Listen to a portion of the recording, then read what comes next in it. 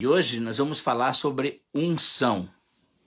Unção sobrenatural. Se eu fosse dar um título, vou colocar até depois o título na mensagem, vai ficar gravado unção sobrenatural.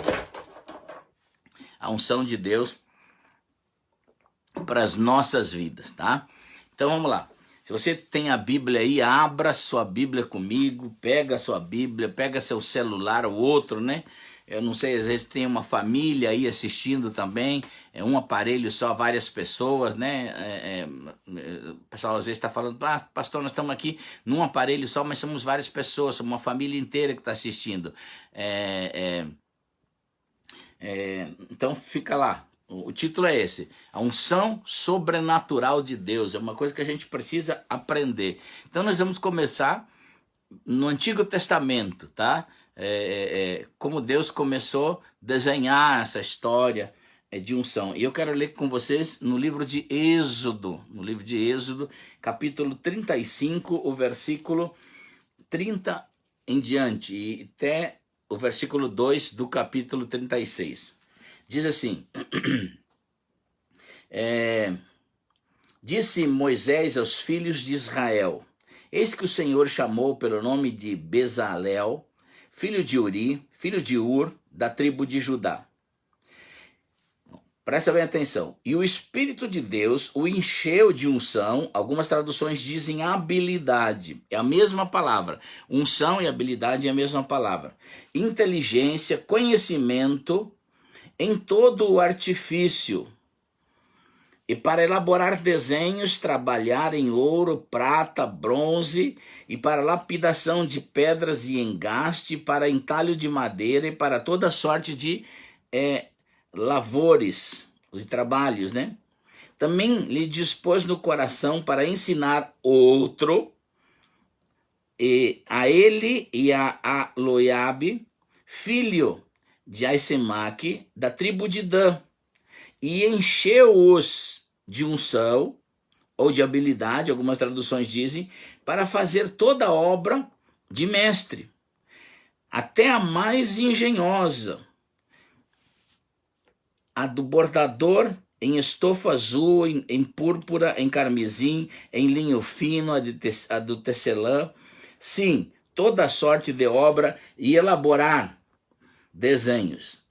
Continuando o capítulo 36. Assim trabalharam Bezalel e Ailode, todo homem hábil, a quem o Senhor dera unção, inteligência, para saberem fazer toda a obra, para o serviço do santuário, segundo tudo que o Senhor havia ordenado.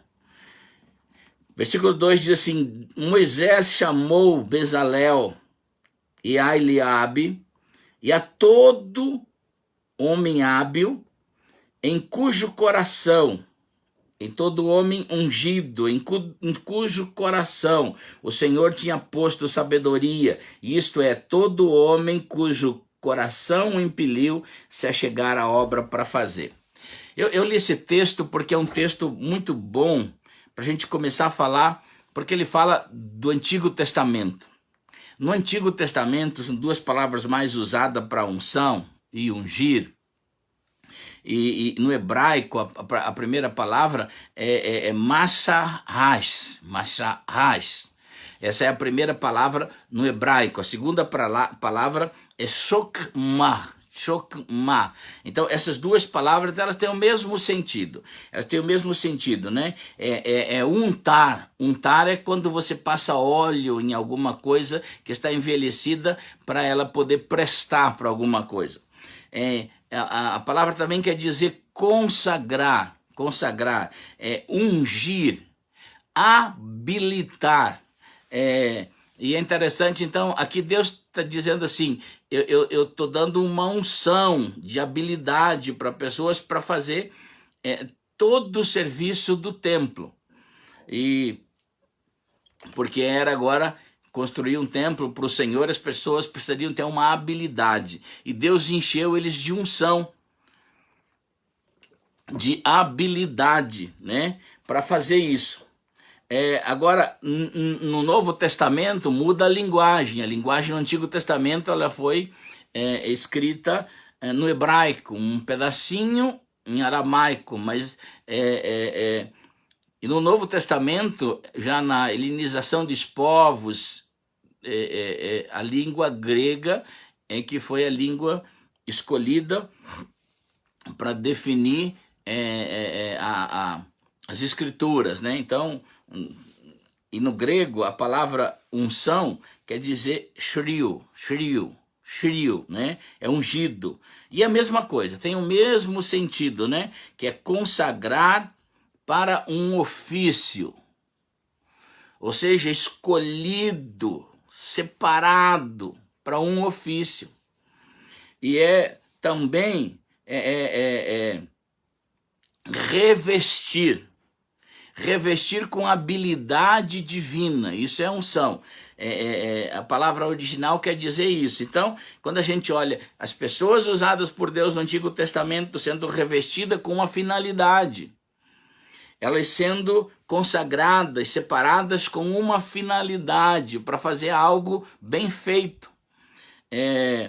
E aí a gente olha, é interessante que esse texto do Antigo Testamento, em Êxodo, e ele vai começar a demonstrar agora em todo o Antigo Testamento a profunda necessidade do homem estar alinhado com Deus, ainda que as pessoas não nascessem de novo, mas para fazer o que Deus queria dentro das alianças de Deus. Por todo o Antigo Testamento, as pessoas precisariam receber uma habilitação do Espírito Santo, ou seja, uma unção, um ungir, um separar de Deus. E aí a gente olha, queridos, uma gama de pessoas envolvidas no trabalho do Senhor no Antigo Testamento, quer seja na condução do povo, quer seja na construção do templo, no trabalho do templo. Por quê? Porque tudo isso são figuras de Jesus. Porque o desenho, a pessoa, o desenho hermenêutico de toda a palavra de Deus, inclusive do Antigo Testamento, o personagem principal é Jesus. Nós vamos ver, então, que tudo começa a se tipificar, a se figurar como Jesus, figuras de Jesus. Então, não se pode trabalhar no corpo ou naquilo que é a figura de Jesus sem essa operação do Espírito Santo. E depois nós vamos ver no Novo Testamento que Jesus também ele é a figura principal. Tanto no Antigo quanto no Novo Testamento, Jesus é a figura principal. Então a gente vai ver assim a profunda necessidade das pessoas, mesmo no Antigo Testamento, ter que receber uma habilidade de Deus, uma unção de Deus para fazer um serviço para Deus. E aí a gente vê a necessidade quando foi escolhido os músicos, quando Davi escolheu os músicos, e quando o Espírito de Deus vinha sobre Davi, ele tocava também a sua harpa. A gente vê que não era só um talento natural, existia o sobrenatural, ou seja, uma operação do Espírito Santo. Aqui os trabalhadores. É tão importante a gente entender, se a gente entendesse melhor, queridos, a unção de Deus sobre nós, até o que você faz naturalmente, você deveria compreender a unção de Deus para fazer bem feito. Aqui a gente vê todo esse texto que nós lemos, uma operação do Espírito de Deus, uma unção, a escolha de Deus, a unção de Deus, homens ungidos, se movendo agora em sabedoria para fazer algo para Deus, para fazer, mesmo que fosse um trabalho com pedras, com desenhos, com bordados, com madeira, precisaria ter uma habilidade. E se os crentes fossem mais dependentes de Deus, eles fariam as coisas melhor com a habilidade do Espírito Santo, sem sombra de dúvida. A grande maioria das pessoas não está entendendo sobre unção, não está fazendo segundo a vontade de Deus, não está fazendo segundo a operação de Deus na vida delas, estão fazendo a coisa atabalhoada. É aquele negócio que parece que precisa encher o saco de farinha. Então, na verdade, vai se fazendo. Tudo deveria ser feito teu emprego, todas as coisas. Porque a Bíblia diz que se você arruma um emprego e você trabalha mesmo para um ímpio, você deveria trabalhar lá como se fosse para Deus. Exatamente por causa dessa habilidade. Lá você deveria ter uma habilidade do Espírito Santo. Você deveria ser um resolvedor de questões. Deveria ser aquele que resolveria as questões lá onde você faz, onde você trabalha. E então a gente vê por no Antigo Testamento a necessidade, os músicos precisarem de uma habilidade sobrenatural de Deus, os trabalhadores, os profetas. Não tinha como profetizar sem o Espírito de Deus. Aí a Bíblia diz que é falso profeta. É aqueles que profetizam dizendo que Deus está e Deus não está lá. Profetizam da própria carne, dos próprios desejos, das próprias mentes quase que entorpecidas, enlouquecidas, né? E aí Deus diz que são os falsos profetas. Mas para profetizar, precisaria de uma operação do Espírito Santo. A unção de Deus sobre os juízes, aqueles que governaram antes dos reis. Assim que Moisés morreu, Josué, e aí a era dos juízes, aqueles homens que Deus ungiu, deu um poder sobre eles, para eles caminhar no governo do povo de Israel. E depois veio os reis, a necessidade da unção sobre os reis. E a gente começa vendo Saul sendo ungido pela vontade do povo, depois Davi sendo ungido pela vontade de Deus como rei, e a gente vê então todo da unção de Deus no Antigo Testamento. E é interessante que quando a gente olha Deuteronômio, e essa é uma parte que eu quero trazer um outro ensinamento depois para vocês, Deuteronômio capítulo 8, 17, 18, vai falar de uma coisa interessante. Deuteronômio 17 e 18, Levíticos, Deuteronômio. Deixa eu ler aqui rapidinho. Deuteronômio 17, 18. 8, perdão. Tá rápido aqui. Vamos ver números. É um texto maravilhoso, maravilhoso. Deuteronômio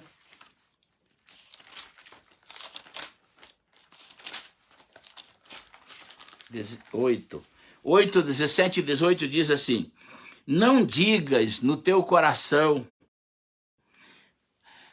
a minha habilidade, foi uma capacidade minha força e o poder do meu braço me adquiriram riquezas. Antes lembrarás do Senhor teu Deus, porque é Ele quem te dá a unção. É Ele quem te dá a habilidade para você adquirir riqueza. E para quê? Para confirmar a sua aliança, que sob juramento prometeu aos seus pais, como hoje se vê.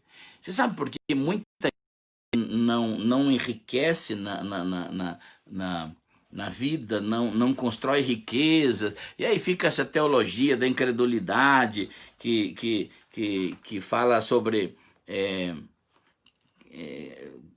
todo mundo que combate a teologia da prosperidade, ele combate exatamente por causa dessa questão mas até para prosperar, isso é um assunto para outro, eu só dando uma pinceladinha aqui. Para você prosperar, você precisa da unção de Deus. Você precisa da habilidade de Deus. Muitas vezes, quando não prosperamos, é porque não temos a habilidade de Deus. Queridos, eu vou falar uma coisa aqui, depois vocês leem em casa. Até quando houve uma habilidade de Deus, um animal falou.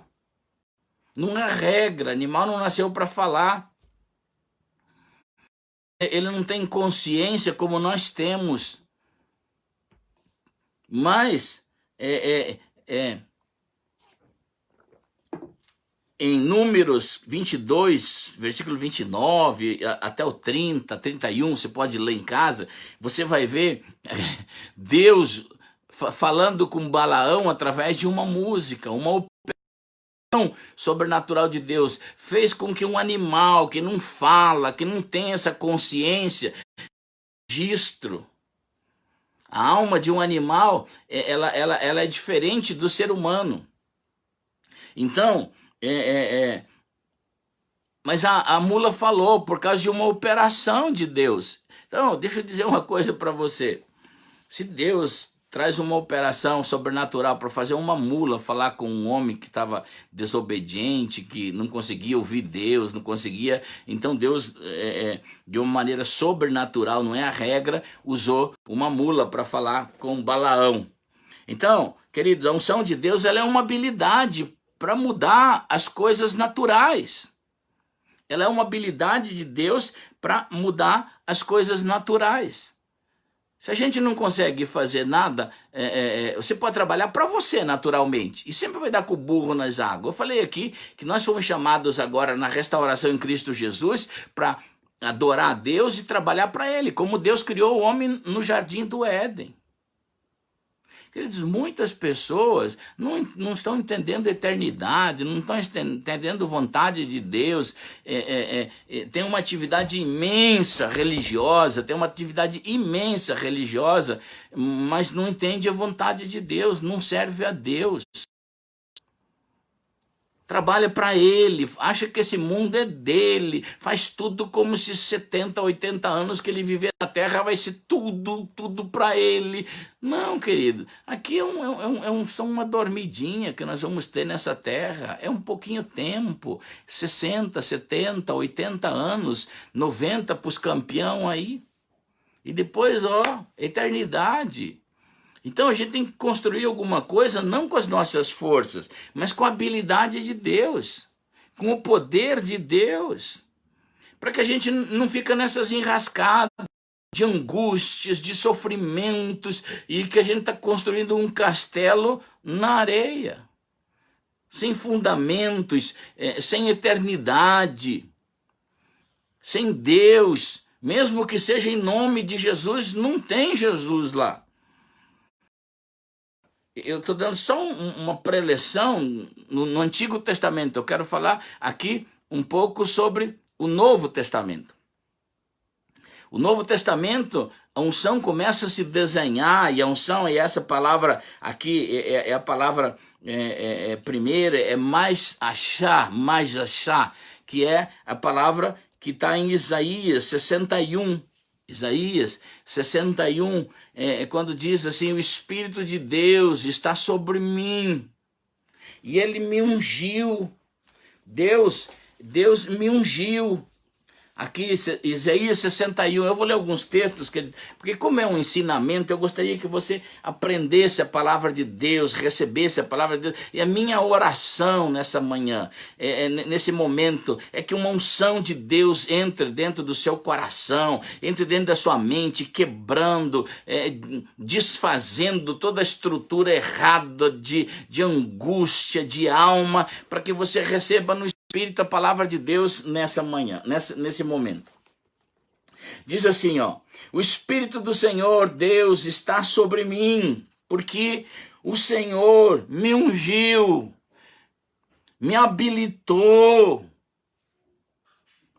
Para quê? Para pregar as boas novas aos quebrantados, enviou-me para curar, me deu uma capacidade para curar os quebrantados de coração, proclamar libertação aos cativos e pôr em liberdade os algemados, apregoar o ano aceitável do Senhor e o dia da vingança do nosso Deus e consolar todos os que choram. Aqui é uma promessa de Deus para quem? Para Jesus. Isaías é o maior profeta messiânico.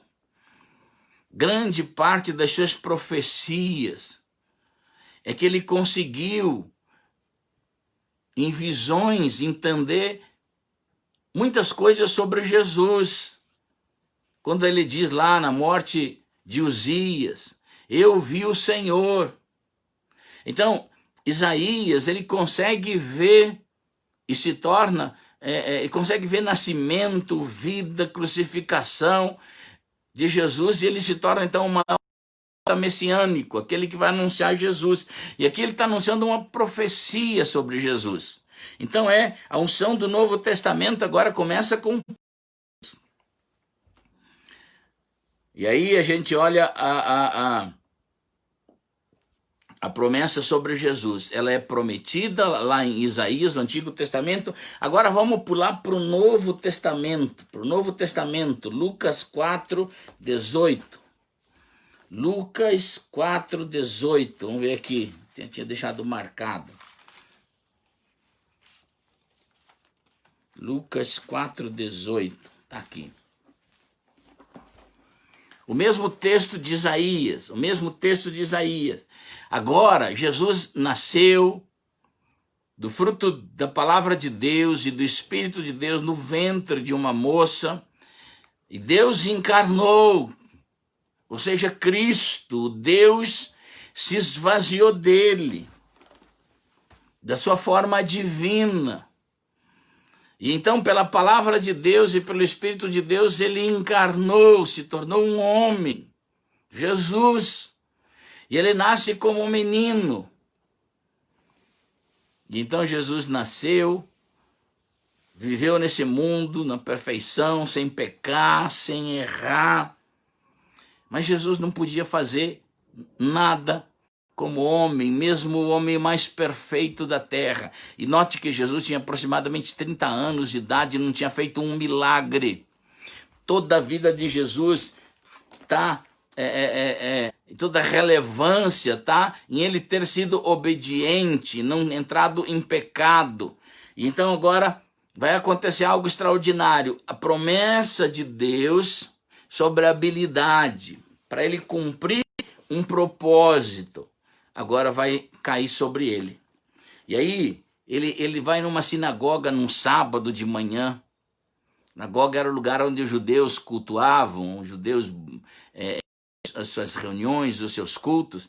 E então Jesus pega o livro de Isaías, ou seja, essa porção que está aqui na Bíblia, que foi ajuntado e colocado na Bíblia. Ele pega o livro de Isaías e lê, e diz assim: o Espírito de Deus está sobre mim, pelo que Deus me ungiu para evangelizar os pobres, enviou-me para proclamar libertação aos cativos e restauração aos cegos, para pôr em liberdade os oprimidos e apregoar o ano aceitável do Senhor. E é interessante que aí fecha o livro, devolve o assistente, sentou-se e todos fitaram os olhos dele. Ou seja, aquele momento que deu aquele silêncio geral. Jesus se levanta e diz: essa promessa de Isaías era para mim. E agora ela se cumpre, esse Espírito está em mim. E aí Jesus diz, quando todo mundo fita ele, imagina aquele silêncio, né? Que vê uma agulha se mexendo, caindo. Aí ele diz assim: então passou Jesus a dizer-lhes: hoje se cumpriu a escritura que acabais de ouvir. Então, de promessa, ela se tornou um cumprimento, queridos. E a partir daquele dia em diante, a gente olha Jesus fazendo uma ruaça no inferno. Daquele dia em diante, Jesus começou a fazer milagres, cegos vendo, coxos andando, paralíticos largando as suas amuletas, gente sendo ressuscitada. Então o poder, agora o Espírito de Deus habilitou Jesus para isso. Mas Jesus não pegou essa promessa como muitos crentes dizem: é para mim essa promessa, eu pego, né? Como aquele tipo de pregador que levanta a mão, manda você levantar a mão e diz: olha, vai passar o anjo aí, e o anjo passa e você não pega nada. A gente precisa cumprir. Então a gente precisa entender a Bíblia. Jesus disse: agora eu tomo posse. O Espírito de Deus veio sobre Jesus e daquele dia em diante Jesus expulsou demônio, curou enfermos, e a gente sabe a obra extraordinária em termos de milagre. Agora eu quero falar sobre sobre você. Se Jesus é o personagem principal. E ele se torna a luz hermenêutica para a gente entender toda a palavra de Deus. Você não tem como entender nem Antigo, nem Novo, nem versículo nenhum da Bíblia sem olhar para Jesus. Se a gente tem que olhar no Novo Testamento para entender o Velho, a gente tem que olhar através de Jesus para entender o Novo e o Velho. Então Jesus é a luz hermenêutica para você entender a palavra de Deus. E agora, existe também promessa. Se veio sobre Jesus, operações de Jesus, da igreja de Jesus. Ou seja, você, eu, aqueles que Jesus ia usar, aqueles que Jesus ia levantar. Então, agora a promessa é essa. João 14, 16. João 7, 37, 38 e 39, o Evangelho de João, o que diz lá? Vamos começar por João. João capítulo 7. João 7, 37, um texto maravilhoso, diz assim: no último dia, o grande dia da festa. É interessante que quando a gente olha no versículo 2, a gente olha que festa é essa, né? Versículo 2 desse texto que nós lemos, 7, que é a festa dos tabernáculos. Então, no último dia da festa, levantou-se Jesus e exclamou: se alguém tem sede, venha a mim e beba. E quem crer em mim, como diz a Escritura, do seu interior fluirão rios de água viva. Isto ele disse com respeito ao Espírito que haviam de receber os que nele crescem, porque o Espírito ainda não havia sido dado, porque ele não havia sido glorificado. Ou seja, não estava disponível para a igreja. Mas Jesus diz uma coisa interessante: vai chegar um momento que eu vou partir. Então quem crê em mim, rios de água viva fluirão do seu interior. Quem crer em mim, como diz a Escritura, ou seja, como Jesus está relacionado nessa palavra. Quem crê em Jesus, como um Jesus que salva, um Jesus que cura, um Jesus que tem operações, que não é uma mensagem, que não é uma história, que não é uma pregação, que não é uma canção. Jesus é uma pessoa. Uma pessoa capaz de caminhar, de se relacionar, de tocar, de curar. E então ele está dizendo assim: olha, quem crê nesse Jesus. Então, essas manifestações do Espírito Santo virão para quem crê, como diz a palavra.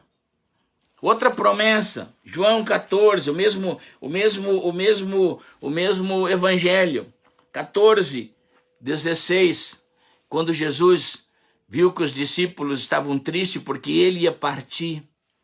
Então ele disse: eu rogarei ao Pai, ele vos dará outro consolador, a fim de que esteja sempre ou para sempre convosco. É o Espírito da verdade que o mundo não pode receber, nem vê, nem conhece. Vós o conheceis, porque ele habita convosco e estará em vós. É promessa de Deus. Atos 1, 5, 8. Atos 1, a famosa descida do Espírito Santo, quando começa as operações maiores do Espírito Santo sobre a igreja. Atos 1, vamos ver aqui, diz assim. Atos 1, 5 em diante. Porque João, na verdade, batizou com água. Eu vos batizo com o Espírito Santo, não muito depois desses dias. Versículo 7. Não vos compete conhecer tempos ou épocas que o Pai reservou para aquela sua exclusiva autoridade. Mas para vocês recebereis o poder, a unção sobre vós, o Espírito Santo. Sereis minhas testemunhas, tanto em Jerusalém como Judéia, Samaria e até os confins da terra. Ou seja, Jesus estava enchendo de promessas para a igreja, para nós. Lembra? Unção no Antigo Testamento, promessa para Jesus, unção sobre Jesus. Agora Jesus está dizendo que ele vai transferir essa unção. Haverá uma transferência. Deus profetizou em Joel. Joel 2:28, não, depois muito desses dias, o Espírito de Deus descerá sobre toda a carne, sobre velhos, sobre novos, sobre pobres, sobre ricos, sobre... Então ele descerá sobre todos. Profeta Joel, capítulo 2, versículo 28 e 29. Então tem promessas de Deus para você receber. Agora, se tudo isso não basta, como é que você vai operar na unção de Deus? O evangelho é simples. O evangelho é simples, é você assumir, é você dizer assim, olha, o Espírito de Deus está sobre mim e Deus me ungiu. Aí, em Atos dos Apóstolos, chegou o dia, Atos 2, até vou ler o texto aqui, de 1 a 4, diz assim, olha o que chegou para você. Olha o que chegou para mim, olha o que chegou para a igreja. Ao cumprir-se o dia de Pentecostes, e essa é uma semana que nós estamos vivendo, semana de Pentecostes, estavam todos reunidos no mesmo lugar. E de repente veio do céu um som, como de um vento impetuoso, e encheu toda a casa onde estavam assentados. E apareceram línguas distribuídas, entre eles línguas como que de fogo. Pousou uma sobre cada um deles, e todos ficaram cheios do Espírito Santo e passaram a falar em outras línguas, segundo o Espírito Santo concedia que falassem. E aí é a vinda do Espírito Santo para a igreja, aquilo que Jesus profetizou. Ele falou, eu vou transferir essa unção, vai vir o Consolador, vocês têm que receber essa presença de Deus. Queridos, a igreja primitiva, ela foi feita nos seus 120 homens e mulheres, milhares de pessoas ouviram a mensagem de Jesus. Milhares de pessoas foram tocadas por Jesus, curadas, alimentadas, amadas, saradas na sua alma. Mas só 120 se reuniram esperando o Espírito Santo, amando a chegada do Espírito Santo. E aí, esses 120 homens e mulheres no dia de Pentecostes, pescadores, pessoas simples, eles receberam o poder de Deus, receberam o Espírito Santo. E então, eles se tornaram, aquela igreja mudou o mundo de então, mudou a história do mundo, mudou tudo, desconfigurou o mundo na sua maneira religiosa de caminhar. É interessante que essa igreja primitiva é a igreja de referência até hoje. Quando a gente olha para modelos, e a gente vê muito hoje, modelos, jeitos, estilos, né? Igreja tem luz, minha igreja tá tudo, é um estúdio dentro, minha igreja tem isso, minha igreja tem telão, digital, e são tudo coisas passageiras, e a gente começa a botar valor nessas coisas, como que modelos, templos são as coisas importantes, mas depois de um tempo, que tudo isso aí passa, ninguém vai lembrar. Ninguém vai lembrar por causa do modelo que você usou. Ninguém vai lembrar da sua igreja por causa do seu templo. Ninguém vai lembrar, não. Com o tempo essas coisas se tornam mutáveis, recicláveis e enferrujáveis. Porque passado, nós não temos lembrança de templos de igreja de 100 anos, de 200 anos. Porque, na verdade, essas coisas elas se deterioram com o tempo. Agora, por que quando a gente quer buscar uma referência, é a igreja mais citada como referência é a igreja primitiva? Porque ela tinha uma habilidade de andar debaixo da presença de Deus. Quando a gente relembra qual a igreja que andou no poder de Deus, igreja primitiva. Qual a igreja que mudou uma época, uma história, igreja primitiva. Qual a igreja que em qualquer lugar que eles estavam, eles eram igreja. Se colocassem eles numa prisão, manifestava o poder de Deus lá. Se colocassem eles dentro de um templo, de uma sinagoga, manifestava o poder lá. Se alguém ia encontrar eles antes de entrar no templo, no caso de Pedro, lá estava a manifestação de Deus curando as pessoas. Pedro caminhando na rua, sua sombra curava as pessoas. Então a gente vê que era uma igreja que aonde ela andava, ela tinha essa manifestação, é a igreja de referência. A igreja que viveu 2000 anos atrás. Uma igreja que ela não tinha as facilidades que nós temos, não tinha essa maneira de comunicar, não tinha nada disso. Mas ela tinha uma referência de unção. Ela tinha uma referência de poder. E até os dias de hoje, ela é a maior referência na terra. Não tem nenhum lugar em que se fala tanto de referência da igreja quanto a igreja primitiva. Não existe. Todo mundo acaba se dando a igreja primitiva como uma referência. Eu acredito que eles sabiam se mover melhor como igreja do que nós, muito. E nós precisamos voltar a essa simplicidade do evangelho. Nós precisamos voltar a essa estação do evangelho, de termos essa unção de Deus sobre nós, de recebermos esse poder de Deus sobre nós, essa habilidade sobrenatural, que Deus nos habilite, nos unge, nos separe dentro dessa unção, para que a gente possa fazer a obra de Deus com o poder de Deus.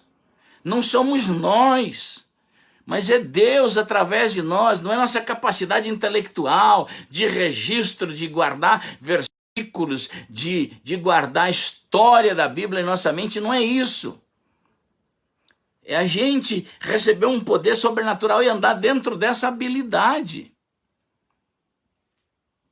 Eu não vou conseguir terminar a mensagem, nós vamos segunda-feira falar desse assunto de novo, como trazer essa unção para dentro da sua chamada, como trazer essa unção para dentro da sua vida, como você trabalhar debaixo desse poder sobrenatural, que agora é liberado, está doado para nós, para que a gente não fique à margem disso, para que a gente não seja um cristão que só quer receber bênção, que só quer, que criou aquele vício de que você vai porque alguém vai fazer alguma coisa por você na igreja, vai cantar para você. Não, vai ser aquele cristão que vai ser participante, você partícipe das coisas de Deus, para que você tenha uma unção, para você prosperar no seu trabalho, prosperar no seu casamento, prosperar na sua atividade secular,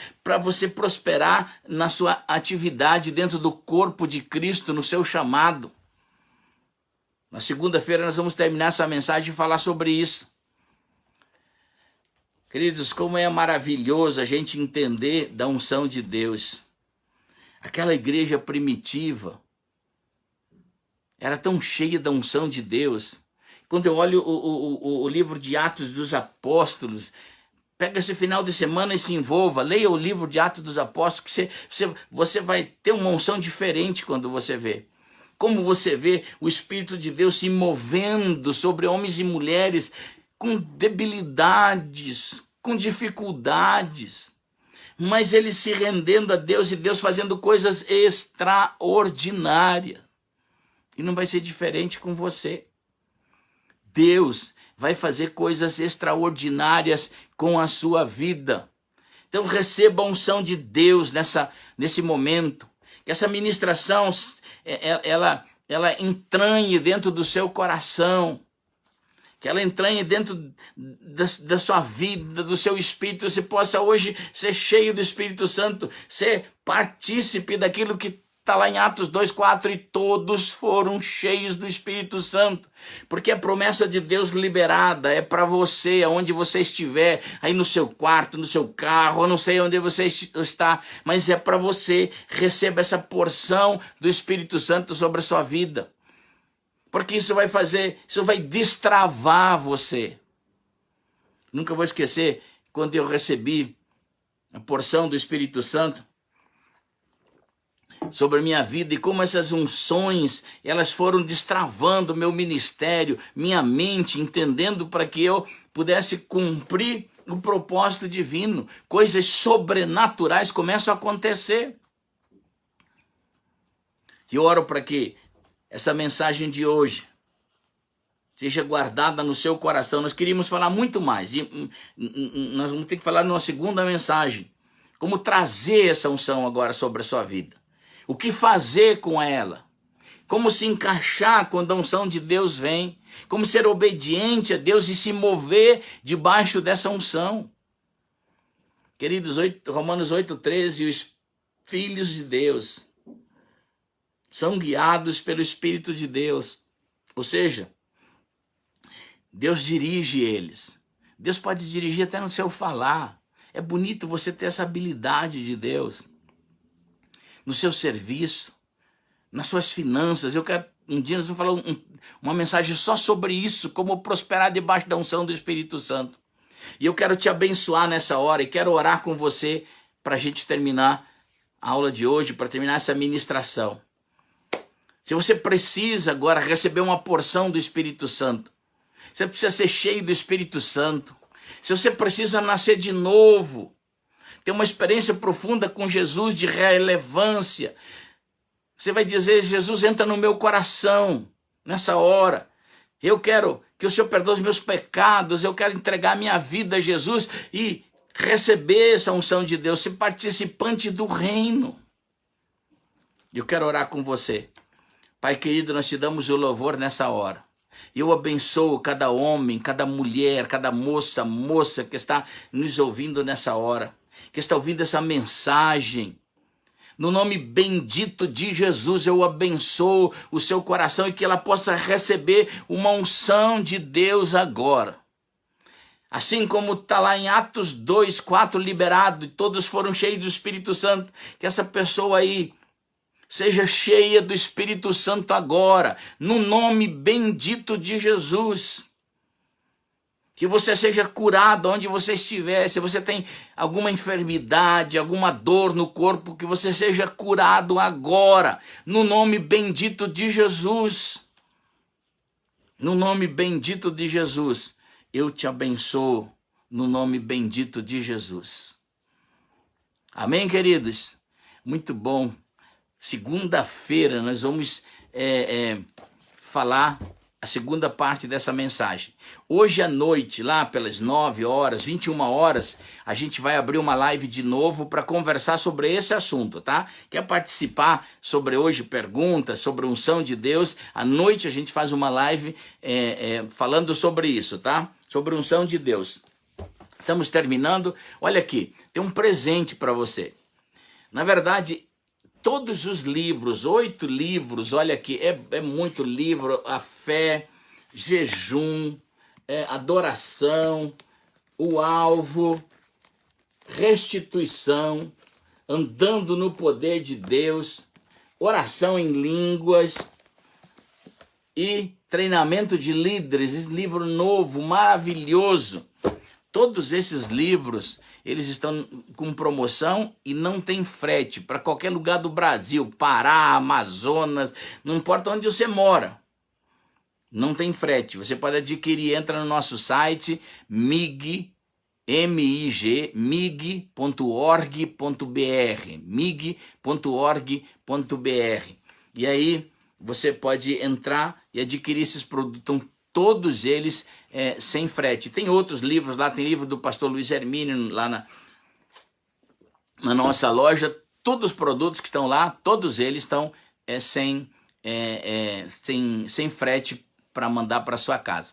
Gente do Facebook, aí, Deus abençoe você. Gente do Instagram, Deus abençoe você. Se você é do Facebook e não está no nosso canal do Instagram, vai lá também, sempre tem coisa boa. Se você é o contrário, vai no Facebook. E eu pediria a vocês, entrem no canal nosso do YouTube. As mensagens estão sempre sendo colocadas lá. Lá tem um monte de mensagens muito grande. Entre no nosso canal do YouTube, Irineu Grubers, para que você possa ver muita mensagem lá. Queridos, Deus abençoe vocês. Boa tarde, um bom dia. E à noite a gente se vê, se não, um bom final de semana.